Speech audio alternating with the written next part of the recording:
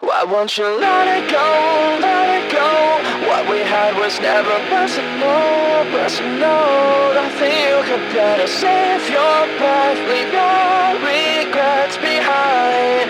Invincible, you're not invincible. Hey everybody, welcome to episode 1 of the Approach with Caution podcast, season 2. Cody broke it a little bit earlier this month, and we had some big news. We got a great interview going on. Cody, I'm going to let you introduce today's guests because you know them better than I do. What do we got going on today? So our episode today to kick off season 2 is going to be Michael and Jason Leavy, the Leavy brothers, co-owners of Fuzz on the Line Productions, producers of Terrifier 1, 2, and 3. Mike Leavy, also a successful director of the movie Stream. Yes. So Adam got a chance to sit down and talk with him. I got a chance to sit down and talk with Jason. And after that, we will talk about our ScareCon trip, how that was as a whole. And we have a lot of cool stuff to show you guys.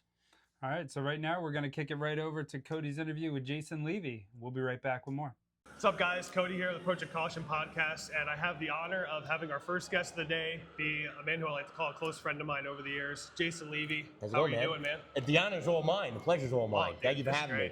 So, long story short, me and Jason met back in, I think, 2016 or 17 at Atlantic City HorrorCon. I was walking by, and him and his brother, Mike and Steve, cousin?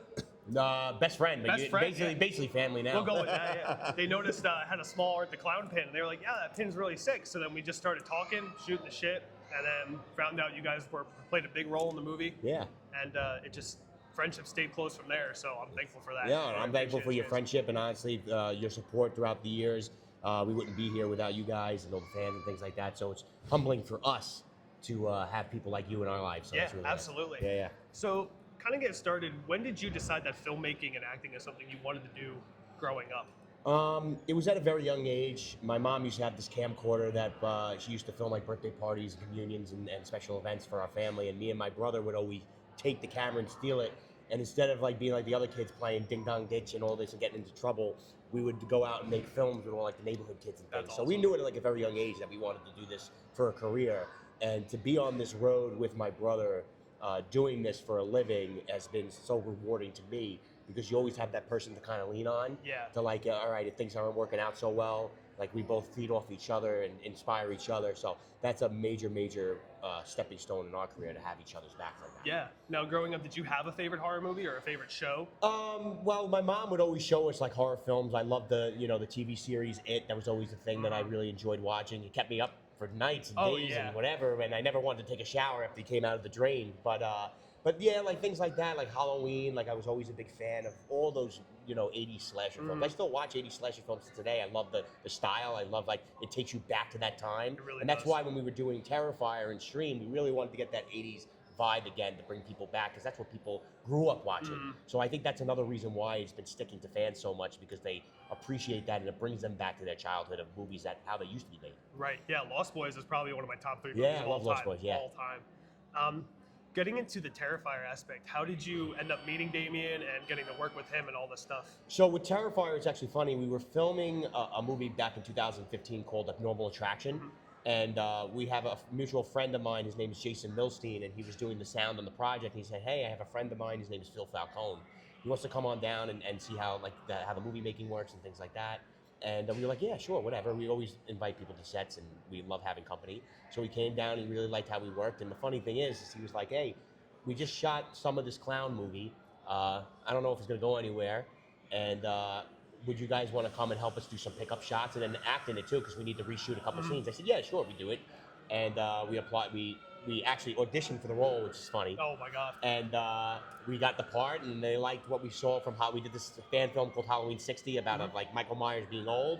And then they asked if we wanted to come on fully for Terrifier 2, and then the rest is history. That's awesome. Yeah. Did you have any aspect of how big Terrifier would get? When we saw the clown, we knew he was something special. We knew that Damien came up with something really unique and really cool. And I think that fans would have latched onto it. Me and Michael were like, yeah, this might go somewhere. And then once we saw the Netflix buzz, and me and Michael were actually at Halloween 40, the convention down in Pasadena, and we saw Art the Clown, like little things popping up at conventions and things like that. And we were like, what the hell is going on? So we called Damien. We're like, hey, this thing's getting big. He's like, oh, really? Take pictures, whatever. It was like very in the beginning. And then with Terrifier 2, we kind of knew, like, after that 3-day run, and it got extended for 3 months because someone passed out, I think, in the theaters. Yeah. And it just spread like wildfire, and then we knew 3 was going to be crazy. So it's been really, really humbling experience for us because it shows that the little guy can still win, that independent films are still alive and well, and that you don't really need a big Hollywood budget to do these things. As long as you have a great group around you and a family-like atmosphere, and you guys can lean on each other, you guys can accomplish anything. It just shows that dreams can become reality. Now, we're not anywhere where we want to be. You're always working on your craft and things like that. Anybody that says that they're a filmmaker and they've achieved, they made it to the top is lying, because you can always learn from different experiences and things. But to have this journey and to see where this went is really cool to see. And I actually found out about Art the Clown through a buddy of mine that worked at Halloween Haunt at Dorney Park. He had art from, I think, the Ninth Circle. Yes, the very first one. The very first one. I was like, man, that's really sick. What is that? And he told me about it. And it was when All Hallows Eve was out. Yes. And Terrifier, like, I think just released on Netflix. Yeah. So then I got started in that, and I'm like, wow, this is, like, really cool. And I'm like, not many people know about it. Yeah, it was like a small little tight-knit community, which is cool because it's like an underground horror thing. You ever see Terrifier? No, not yet. And then everyone's like talking about it, chattering about it. Yeah. And it was all the fans' movement. We really didn't have any money for marketing. It was word of mouth, which is even more unbelievable. It just shows you how great and passionate this fan base is, that they can reach out. You don't need marketing money. You have the fans, and if you do what the fans want, just take a minute and just listen to the fans. And they will lead you in the right direction as to what to make a movie. And that's, I think, where Hollywood's kind of skewing away. Like, they stop listening to the fans and they just want to make remakes after remakes. They want something fresh. They want something familiar, too. We're bringing them back to the childhood 80s slashers. They want to see the practical effects. They don't want the CGI stuff anymore, so we wanted to deliver that for them. Yeah, and going back to like the 80s style stuff, more like underground, you just had Stream not long ago come out. Big success for that, I think. Saw it in Emmaus, PA, a really small theater near our hometown. When you guys came up with the idea for that, is it something that you saw almost kind of like verbatim the same question with Terrifier, getting as big, going to conventions, seeing people cosplay? But it's been crazy because it's like you're starting to see, like, I'm seeing a lot of similarities of how Terrifier 1 was. It's like that stepping stone is that people are starting to hear about it. They're starting to, we're seeing stuff at cons pop up. The cosplay is absolutely ridiculous. I love every minute of it. Seeing people that they're enjoying our work and it's not just us. It's like all the crew that worked on it. They're hard, hours, put hours in for really nothing. And to see that actually pay off, and to see them smiling, and to see them bringing posters to the crew and the cast, that's really cool for us to see, because their hard work is being rewarded as well. But Stream has been nothing but, a crazy whirlwind, and a lot of fans are starting to take on to it, and we're really excited for Stream 2. We're really calling it High Octane. The first one, we really wanted to explain what the story was, and it was a kind of a slow burn in the beginning, but this one's going to start off right away, and we're going to take fans, and it's going to be through a crazy ride, and it's going to be really cool. That's awesome. I like to call Stream the Expendables of horror almost. Exactly, yeah. I mean, you got Daniel Harris, Daniel Robuck, Felissa Rose. Yeah, we have a lot of heavy hitters in there, and it wasn't really intentionally to be like that, but they were all so great in the roles, and they read the script, and they loved it, especially Jeffrey Combs. He loved the script, Tim Curry.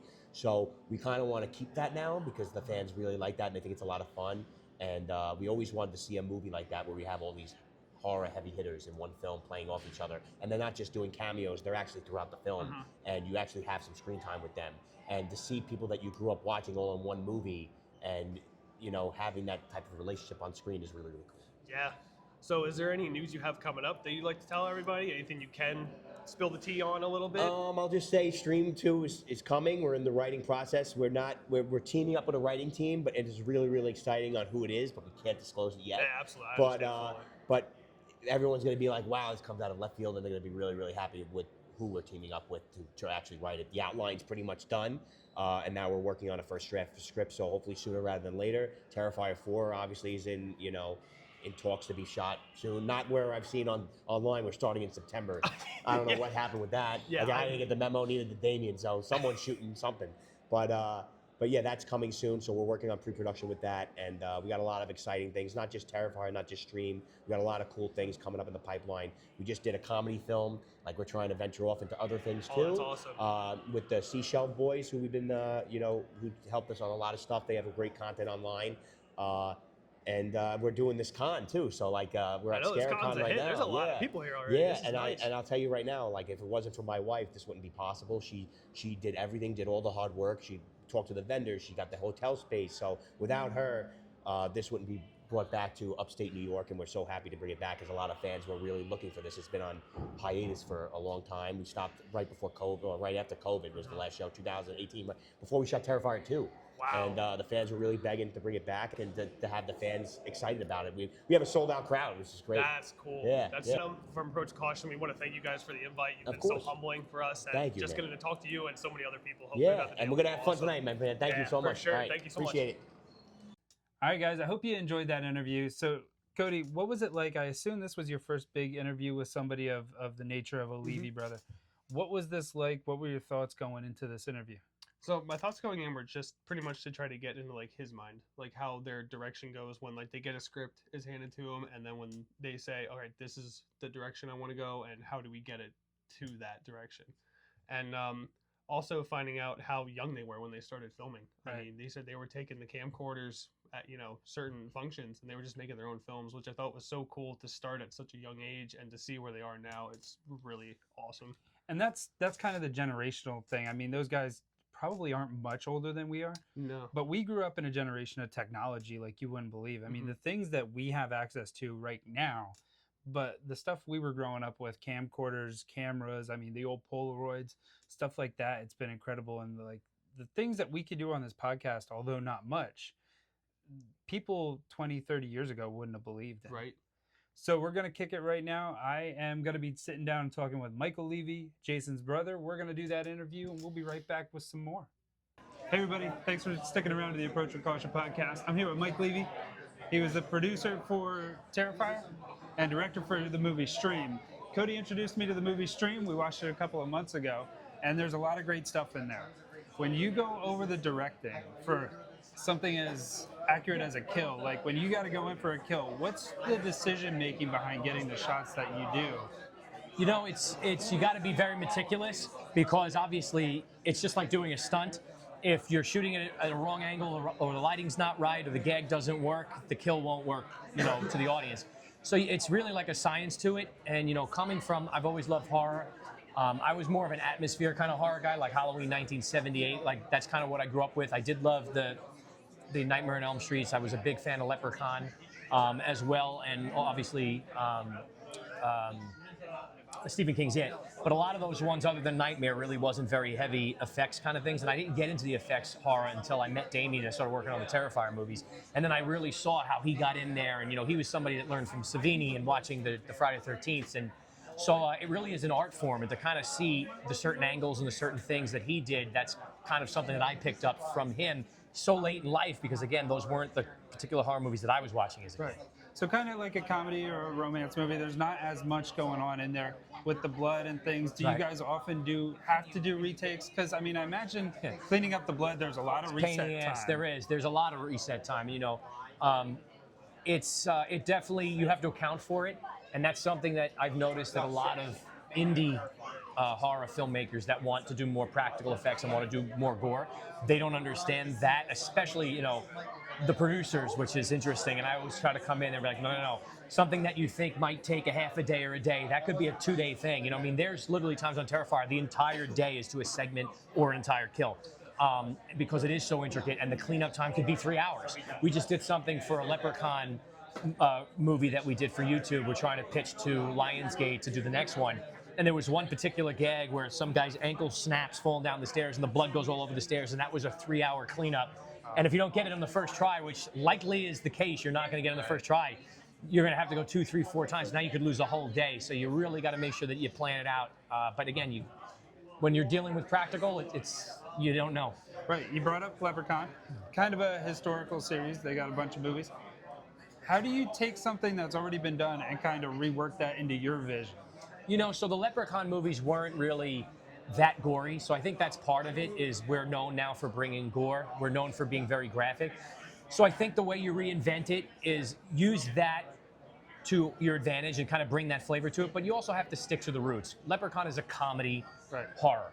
And you need to make sure that you do have the comedy. But I think the key to a Leprechaun movie, at least for me, is that the movie still has to take itself seriously. The characters do. There still is an impending doom that is coming. You have to have that fear between you and the Leprechaun, even though there's the jokes and there's some of the crazy things. I think if you go too far, then it becomes not a horror comedy, it becomes more of a spoof.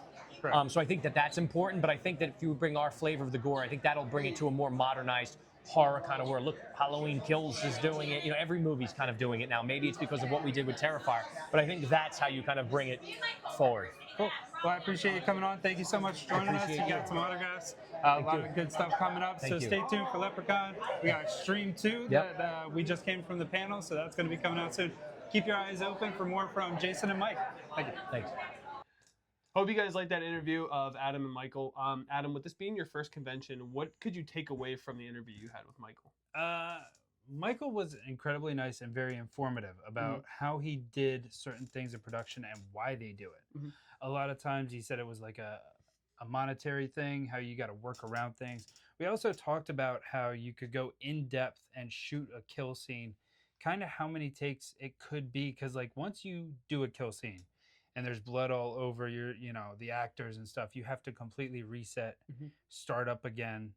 And that could be a long process too. So we kind of dove into that, which I appreciated because like when you see one of these movies, it's so incredible and they've used the best takes. They've used this and that, but there's been so many takes. And between each one, you got to go back, completely reset, change the costume, change everything around you, and go back in. So it was nice getting a little insight to that. Yeah, that's awesome. And it's a whole different like world too, because you have rom-coms, you have regular comedy movies, you have action, whereas horror is such a vast variety of different genres.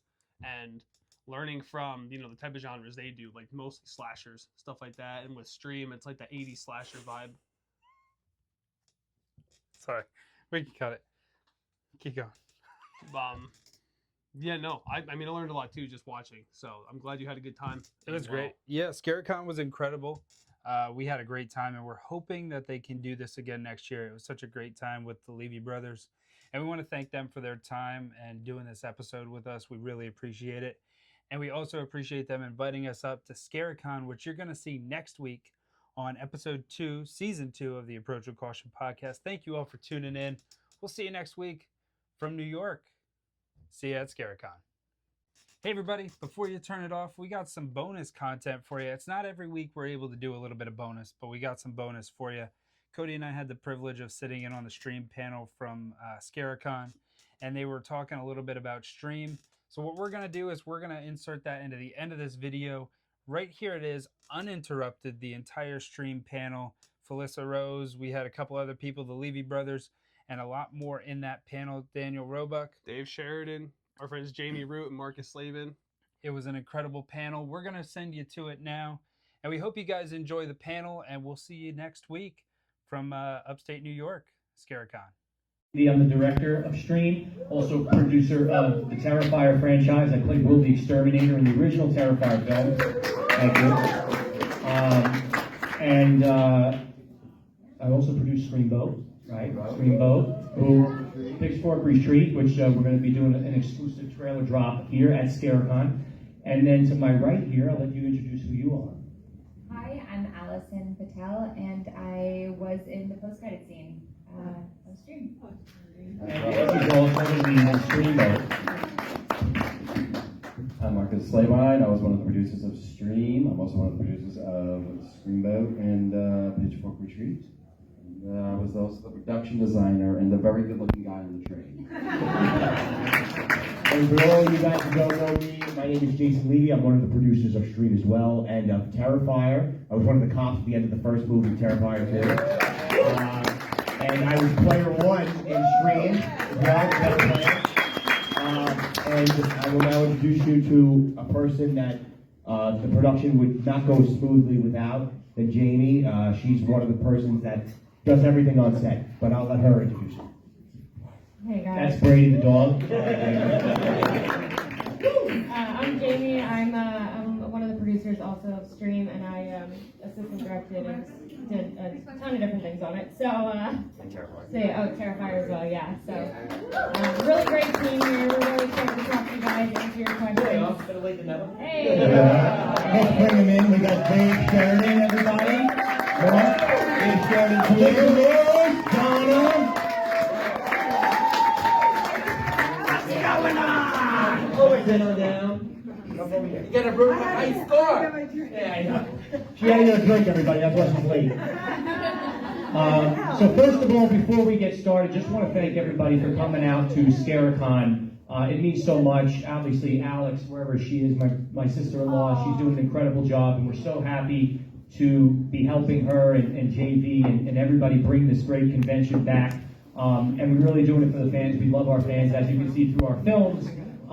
We really love connecting with everybody. So thank you so much for showing up and showing out and making this a really great weekend thus far. And anything that we can do, just let us know. So yeah, let's get started. I'm sure we're still waiting for Getty. No, he'll be down. Oh yeah, he said he'll be right there. Okay. He's probably getting his drink. And when he comes in, we'll stop whatever we're doing, and I'm gonna go, I'll act like we're in the middle of a story, and I'll go, and then Robuck said, I know, and everyone just laughed. I'll go, and Robuck said, I don't know. All right? Everybody got that? Yeah. Awesome. So just to let everybody know quick, because there's no moderator. Never done this with no moderator. I guess I'm the moderator. We shot Stream right after we did production on Terrifier 2, and then COVID hits. So Stream was shot entirely during the pandemic, pretty much, and we were one of the first movies to be greenlit to shoot. So that hotel you saw, which is really called the Eisenhower in Gettysburg, we shot there and slept there, the entire cast and crew, just us in like one wing of the hotel. So it was kind of interesting to wake up and roll out of bed, to kind of shoot in the hallway and then go back to doing that. So just wanted to give a little tidbit on that. But I wanted to start with Felissa. Since you were involved in the production of Terrifier 2 and also Stream, how did you get involved in the process? Well, thank you so much for asking, Michael Leavy. Because I want to know, how the hell did you Because I stalked you. Am I on? You're loud enough. Do I really need a mic? Let's be honest. Yeah.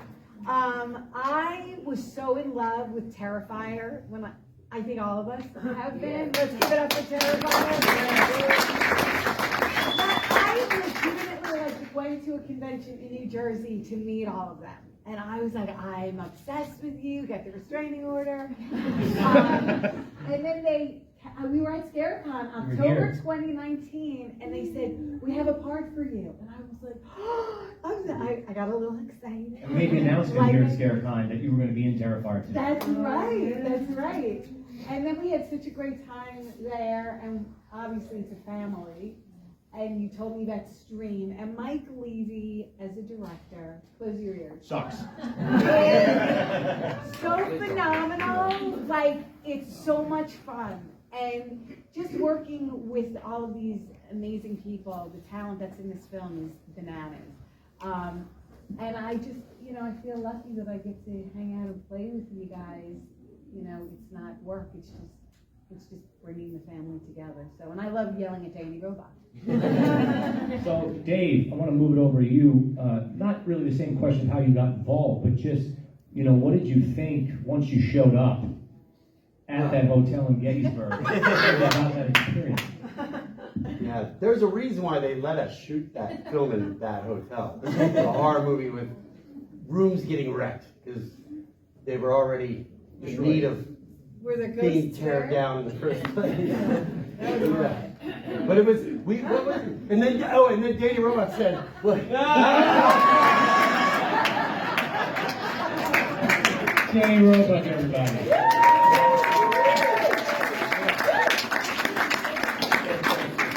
I think that bartender wants to have sex with me.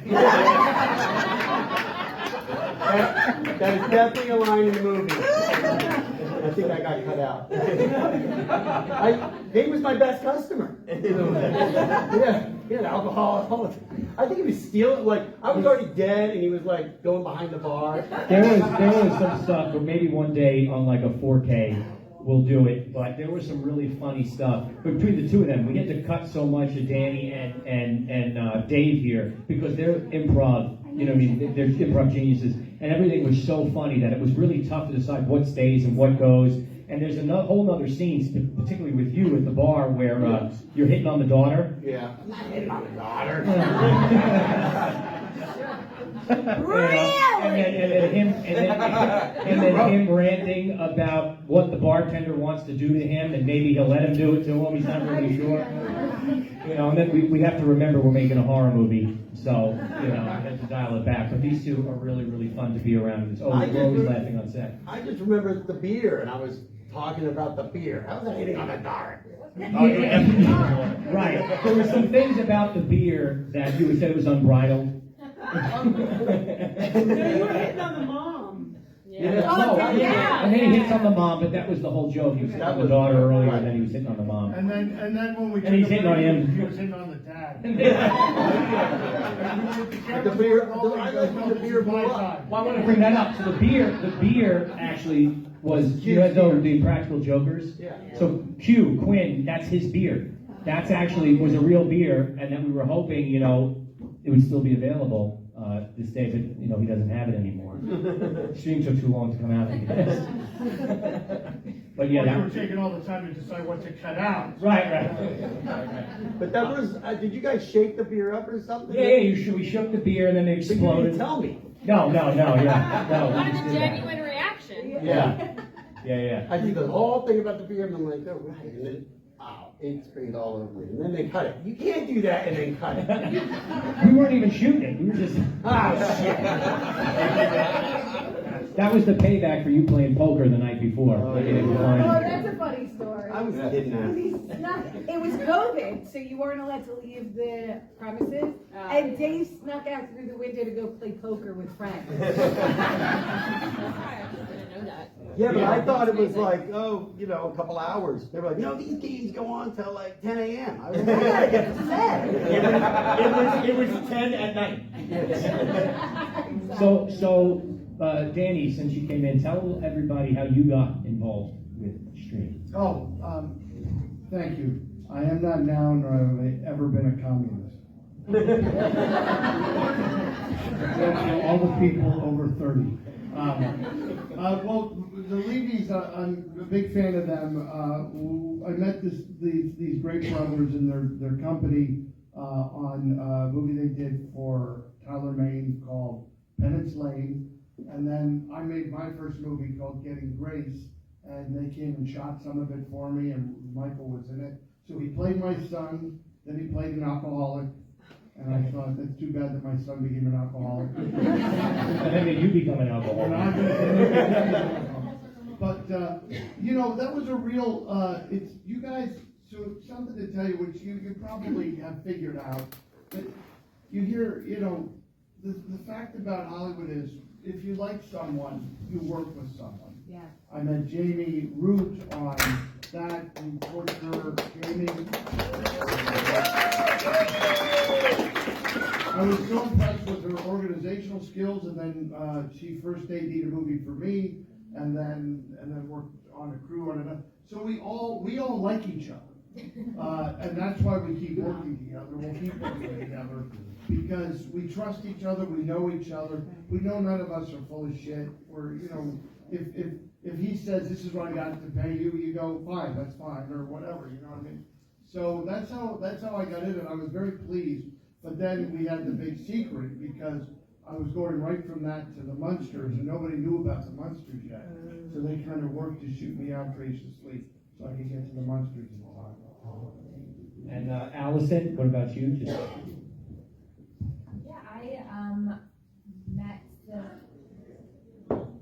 I met Marcus first actually over a Zoom audition, and we did a project 2021 together, and kind of got to know the Fuzz guys. And I feel like I'm a little bit shy at first, so being around these guys was an experience.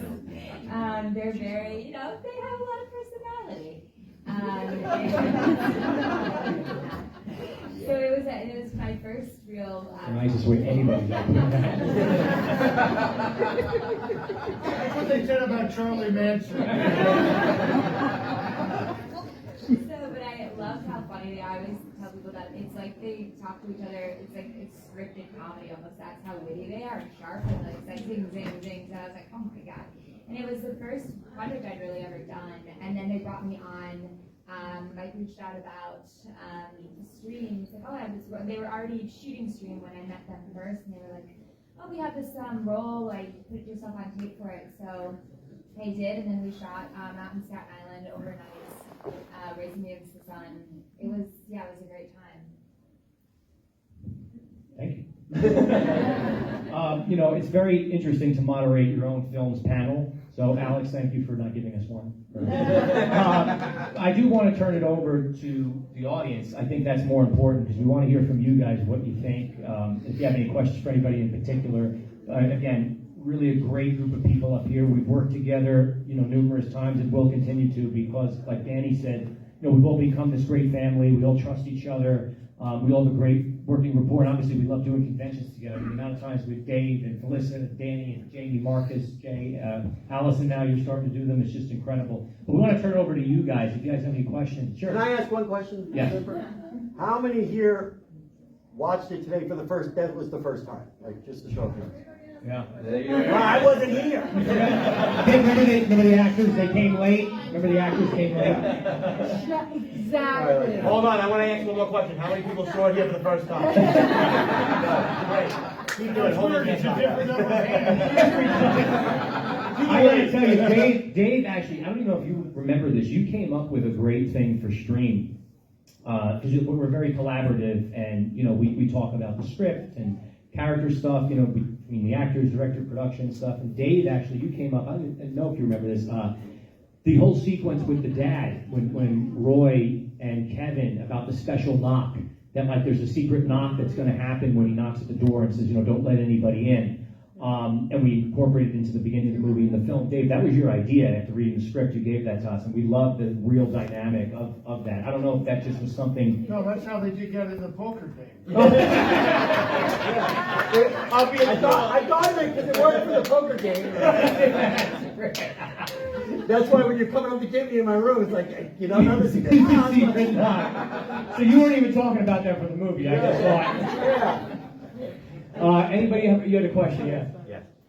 Mike, how did you get Tim Curry to be in it?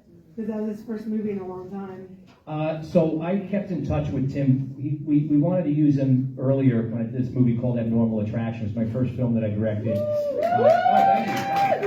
Yeah, we have the great cast, so Malcolm McDowell, Gilbert Gottfried, Tyler Maines in it. That's how I met Tyler, and then to meet Danny. It's funny how everything kind of, builds on it. You don't know where it's going to lead you. Leslie Easterbrook. So we had a really fun cast in that film, and that is where I tried to get Tim involved. Then he had the stroke, unfortunately, but I kept in touch with him and his management team. And then, reach out on holidays and things like that, and always checking in. And then finally, when we had Stream, I had this really cool idea that for him to, be running his own game as another Lockwood. And so I just asked. And luckily enough, he read the script. And like pretty much everybody, they read the script and they were like, oh, this sounds like fun. We kind of get what you're doing. You're trying to make something more than just a slasher film with the kills, even though obviously we have that with Damien Leone. You can't not have that, right? But he got it, and he said yes, which was really cool. Nice. Thank you. Awesome. How long did it take to make Stream? Too long. Anybody waiting for Indiegogo perks still? Yeah, they're coming. We shot it mostly.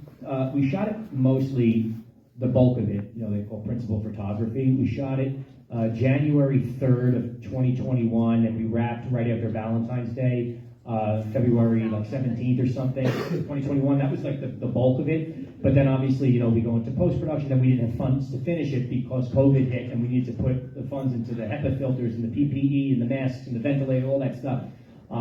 Air purifiers. We had this weird UV thing that you can throw pens in so they can sterilize them for your hands. Bobby King, our stunt coordinator's walking up and down, spraying the whole stuff that probably was worse than COVID. By the way, I want that money back. Right. They owe us that money back. Yeah. So it's mother effer. Yeah. So they were like spraying Roundup. Right, yeah, of course. We're like a leaf blower.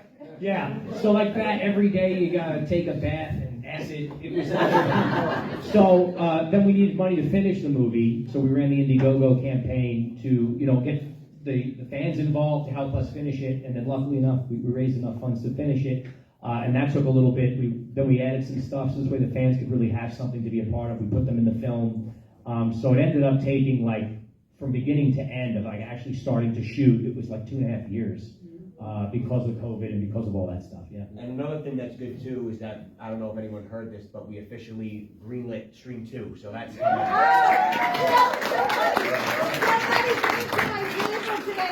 They saw on Facebook that I'm in Stream. And I said, I'm playing Lana, Donna's long lost sister.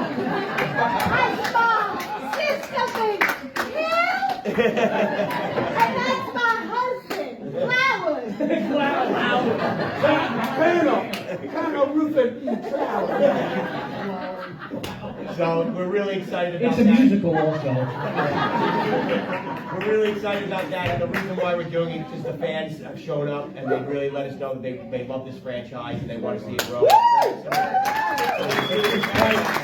like we did with Terrifier, we're going to build it and bigger and better, and and we're really honored to be doing that. So thank you guys. So continue to spread the word and share it because we're honored to be making another franchise. It's super cool. Anybody else? We'll ask you questions, man. Yeah. Any props, like the big ones, like the arcade machine or like the vending machine, the second French guy got crushed with, were any of those real? They were all real. Yeah. So the arcade. I've never seen that French guy on a convention. Right. Hey, if you were at that hotel, there was nothing in those vending machines anyway. No. The arcade machine was called green screen actually, but so it was a real thing. It was a real machine, but I think it was like a Pac-Man or something that we had to put green over, and then we changed it to be Finbar's Funland, which is a nod back to our movie Abnormal Attraction. That was the character that was in that. We made that whole game. And then the vending machine was real. We got that off of somebody on like Facebook Marketplace or something. Look who it is. Wow. So yeah, they were real. They were real.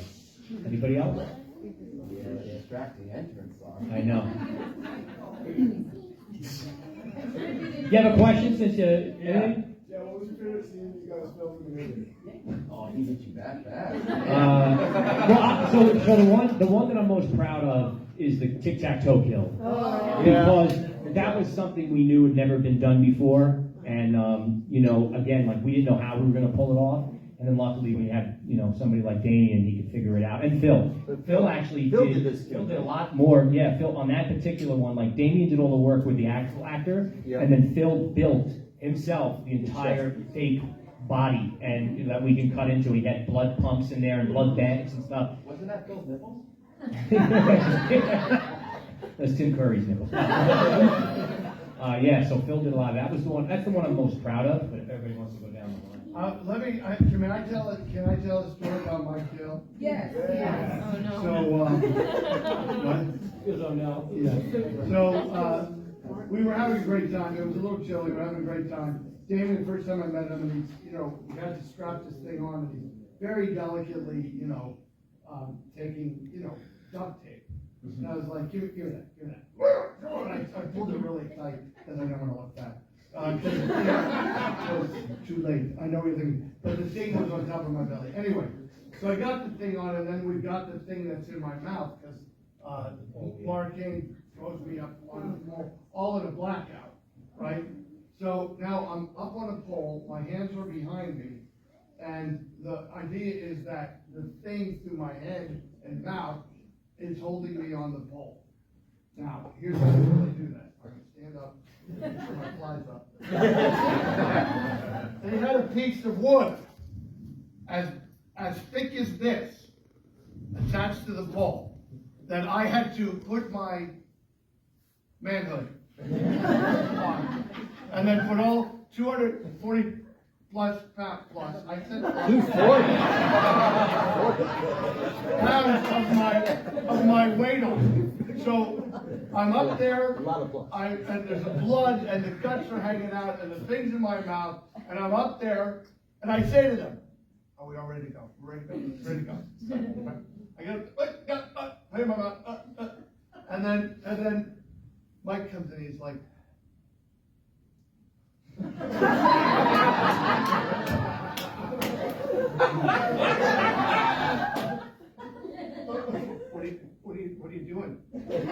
We might move the camera. That's the rudest I've ever been on fire. Shoot the fucking thing.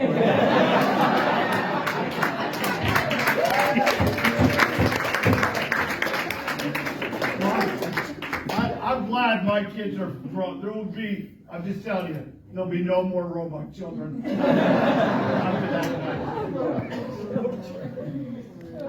We actually did a pickup shoot, an insert, a few months after filming it, and it was the insert of the player in Crew with the green nails, her hitting a hammer and a nail through the tic-tac-toe killed guy's hand. And it was, we were shooting something else, and Mike said, oh, yes, it's really quick pickup, super, super quick. And I was like, okay. So they put the green nails on my hand, and they're like, just swing the hammer really hard with your left hand. Just do that. And I freaking I can't do that. I could not. First of all, I'm not left-handed. Second of all, I've never swung in my life. And it was really heavy. And ultimately, Della Sala, the camera guy, put the green nails on. Are you sure? Well, never. Yeah. Oh, no, he has one photos. Marcus, you and her have something in common then. Never used a hammer. So it's, for me, my favorite is definitely the arcade kill. That was. So basically, we were shooting that, and obviously he doesn't survive. But so everybody still on the shut all his stuff. There's no corner report. Years to go put prosthetics on. So Mike's like, oh, you got similar arms, Sherry. Like, we'll just keep shooting too. So we had just really met Mark Haynes. I didn't really know him, and this guy on set did not speak a word aside from yeah. So Mike's like, okay, cool. So just get on the ground. He's gonna come at you, and just lay there. So I'm like, okay. So I get on the ground. He goes, all right, Mark, get on top of him. So 6'7" giant Mark Haynes just gets on top of me, and Mike's like, okay, so just swing the hammer at his head. And I go, hey, Mark, can you see anything out of that mask? He's like, not really. You should be fine. The reason he was doing some of that is because you were going through a lot of prosthetics. Right, yeah. That's what I said. Yeah. Good job listening, Mike. But the kill was exactly the same thing. Like, the guy Mark didn't understand acting or throwing me around. Like, all that stuff of getting hit and then against the pipe. And it's real. Everything was like, real. Like, when you get with these, wrestler type guys, they because when they're doing wrestling and stuff, it's shut up and like take that. it. Yeah. There was one guy very similar to yours, but he's doing it at the very end. He takes the clippers and he puts it in my nose. It was up in my nose. And and I stopped. I was like, whoa. And I had no eye at this point. Everything was, hold on. And I was like, and I went, we have to do this? Yeah. And then we're gonna have a fake nose. And I go, and I think I went, it was you, and maybe you or Steve. And then I went, okay. But if something happens, see you in court. No, we had the fake nose. That's gonna be a real nose now. I know, but he had it as a real nose. So I'll wrap it up quick, but everyone did say favorite. It was great to work with Danielle Harris to do the kill.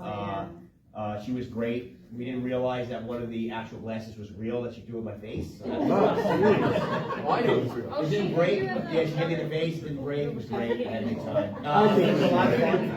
It was a lot of fun. But my favorite kill, and it doesn't really get a lot of publicity, is the one with the drill in the eye with Tim Reed. I thought that was really cool, and it was something that was very hard to rig up. I know we had a lot of discussions with Damien. I don't even know why I'm hoping this is not working, but we had a lot of discussions with Damien on how to do that, and I just think he perfected it really well, and I'm really happy with that. Funny story about that quick. So, Damien, if anybody knows, he's bald, right? And Jason's bald. So, the reason I'm saying that is because Damien showed me that he made this fake drill.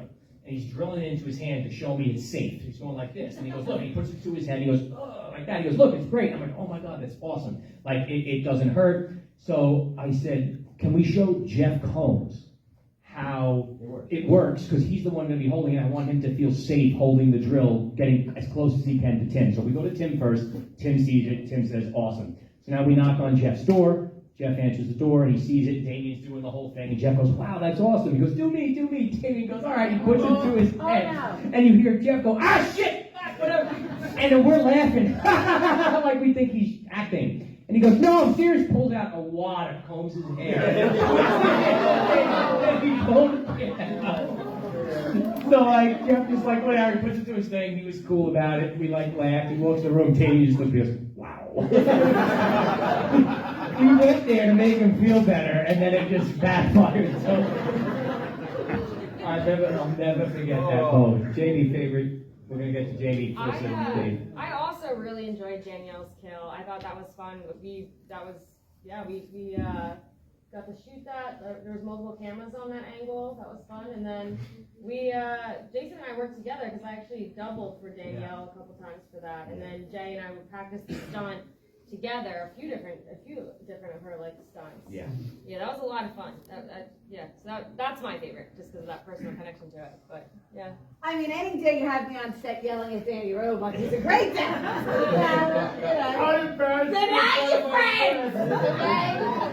But more for me, it was like fun because I was only on set for a few days, but I was getting texts from like Dee and Danielle and everyone and Marcus, just the whole family. Danielle was like, wear slippers. And Dee was like, and bring money for the vending machine. So like, it was a whole... Dee's telling her run. It was super fun. Yeah. What's that? I don't remember the question. Favorite scene in the movie, favorite moment on set? Favorite moment on set was favorite kill? No, the arcade and all that stuff. Oh, do you remember this? So if you guys saw the movie, it's like, okay, the eye's out, this out, blah blah blah. As we're building, and it was COVID, and what do you call that when you're like not supposed to be distancing.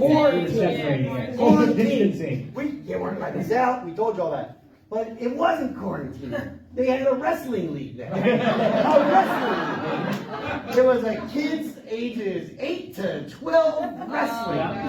So the hotel tells us you got the whole thing to yourself, so we're shooting fine. There's no one there, and all of a sudden, like 50 kids. 50 kids, their parents, and I'm bloody. I'm in the hey, I go. And I remember. They're wrestling.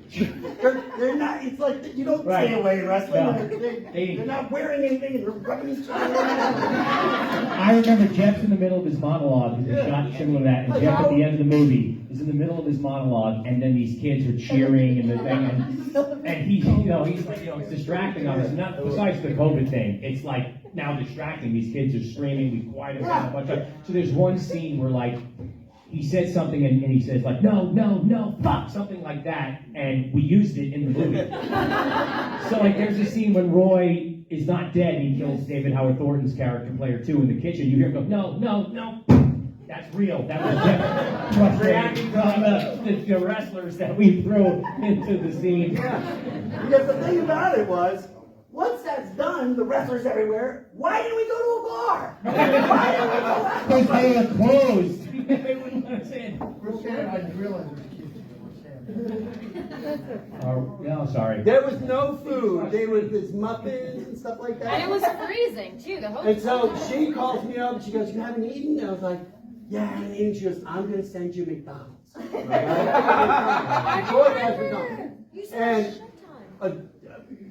And for me, it would have been like a double cheeseburger, fries, and a Coke. It was like the Miracle on 34th Street, the letters to Santa Claus. It was like 20 bags of McDonald's food coming in. And it was like all these hamburgers, all these fries, and they go, Dave, what's this? And it said birthday Sheridan only. And I'm shooting still, so I couldn't, they're like, we're going to eat it. And everyone else ate it. And not Dave. Dave did everyone burger. But I couldn't say, that's all for me. This is a gift for Felissa. No one knew it was only for Sheridan. It was 15 bags. Right. I agree with you on that. And I also could. But you had such a good time, you then decided to fly back on your own dime and spend another 4 days with us. Yeah. Why not? I liked it. So we're going to have to wrap it up, but I know you have a question. Hot mic moment. Stand up. Oh boy.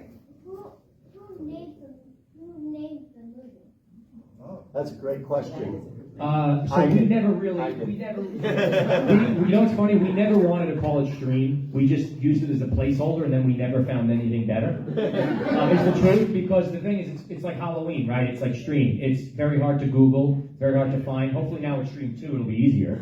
But then we kind of turned it on its head, because we never found a name that was better. And we kept thinking about it. We said, you know what? Maybe if this thing becomes big enough that it'll be able to take over the name and kind of make it where everyone can relate to it. So now it's easier to find, but in the beginning it was very difficult. I thought it was a typo when they called and said, hey, we're making Stream. I heard Scream. I'm like, I'm in. Last question.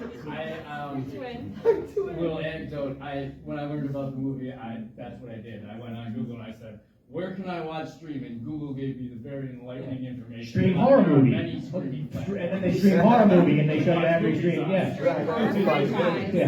Anyway, guys, thank you so much for coming out. Thank you so much for coming out. The really stream photo tomorrow. If anybody wants to get it, we'll all be involved. Hey, really quick. What are you guys going to do a stream to Go-Go? We're looking into it. Okay. Keep an eye out for it. We're doing, they've added Santa photo op at 2:30. So this is a commercial for that. So the Terrifier 3 Santa